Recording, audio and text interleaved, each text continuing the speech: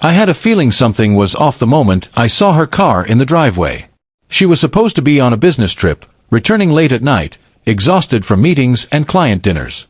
But the moment she stepped out of the car, laughing and carefree, something in my gut twisted. She had that kind of laugh that made you feel like she was hiding something, like the world inside her pocket was separate from the one I knew. At first, I tried to shrug it off. Maybe she was just relieved to be home. Maybe the trip went better than expected. But the feeling in my chest wouldn't go away. I decided to follow my instincts, not to stalk, not to accuse, but to understand what was happening. I waited until she went inside to drop her bags, then I looked at the messages on her laptop, carefully, without touching anything permanent, just enough to see patterns. And that's when I found it. Months of texts and emails with someone else. The business trip had been anything but work. When she realized I knew, her laughter faltered. Panic replaced her carefree grin. I was sitting at the kitchen table, calm but completely aware of what had been going on.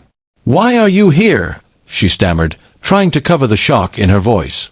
"I came home early," I said, letting the silence stretch. "And I noticed your definition of business is a little different than mine." Her face went pale.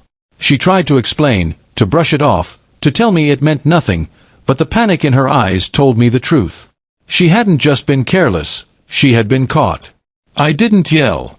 I didn't throw anything. I simply watched. Months of lies and betrayal had built a wall between us, and in that moment, I realized that the laughter I had heard was just the last thread of denial holding her together. She begged, pleaded, promised she would end it, that it wouldn't happen again, that she still loved me. But the reality was clear. Trust, once broken, cannot be restored by words alone. She had tested the boundaries of our marriage, and she had failed. I made a choice. Not out of anger, not out of revenge, but out of clarity. I told her we needed space. That I needed time to process everything, and that a relationship built on lies couldn't survive on promises. The next few days were surreal. She hovered around, leaving notes, texts, trying to apologize. But I held firm. I needed to see if her words meant anything without the fear of consequence driving them. Then came the turning point.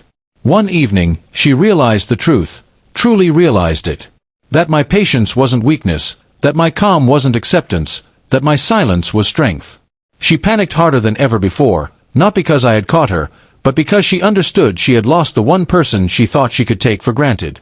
I didn't relish it. I didn't feel victorious. What I felt was clarity. Betrayal doesn't just hurt, it teaches. It teaches about boundaries, self-respect, and the importance of recognizing your worth. In the weeks that followed, I rebuilt my life piece by piece. I didn't return to her side. I didn't linger in anger. I focused on myself, my friends, and my own goals. And while the memory of that laughter still echoes in my mind, it serves as a reminder of why some doors, once opened, should never be walked through again. She eventually tried to reach out, hoping for forgiveness, hoping for reconciliation, hoping for another chance. But I had learned a hard truth. Love alone isn't enough when honesty is absent. Trust is earned, and hers had evaporated the moment she chose deception over respect. Sometimes, the hardest lesson is realizing that the person you loved isn't the one you thought they were. And in that realization, I found something I hadn't felt in a long time: peace. Walking away wasn't easy, but it was the right choice.